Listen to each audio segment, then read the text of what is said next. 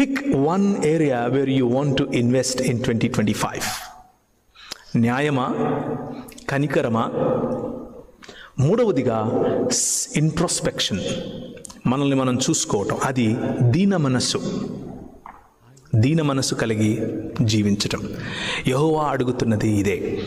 యెహోవా మాటకు ఉన్నటువంటి ప్రధాన ఉద్దేశం, ఈ 66 పుస్తకాలకున్న ప్రధాన ఉద్దేశం ఏమిటి అని అంటే, మనిషిగా నువ్వు హెచ్చించుకొని మృగమవకు, మనిషిగా నువ్వు తగ్గించుకొని నిజమైన మనిషవు.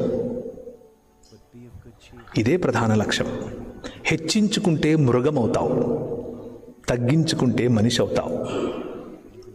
ఈ 2025వ సంవత్సరం ఫలభరితమైన జీవితం కావాలా? తగ్గించుకుని చూడు. ఫలభరితమైనటువంటి కుటుంబం కావాలా? నీ భార్యకు సేవ చేసి చూడు. ఫలభరితమైనటువంటి జీవితం నీ కుటుంబంలో ఉండాలనుకుంటున్నావా? నీ భర్తకు గౌరవం ఇచ్చి చూడు. శ్రేష్టమైనటువంటి సమాజం, సంఘం కావాలనుకుంటున్నావా? నీ సేవకుడిని గౌరవించి ఆయనతో పాటు కలిసి పనిచేసే నిర్ణయం తీసుకో. శ్రేష్టమైనటువంటి సంబంధాలు ఉండాలనుకుంటున్నావా? తగ్గించుకుని, అవతలి వాడు పలకరివ్వట్లేదు, అట్నుంచి అటే వెళ్ళిపోతున్నాడు అని అంటే కావాలని వాడి దగ్గరికి వెళ్ళి వాళ్ళని ఆలింగనం చేసుకో. It is a blissful life.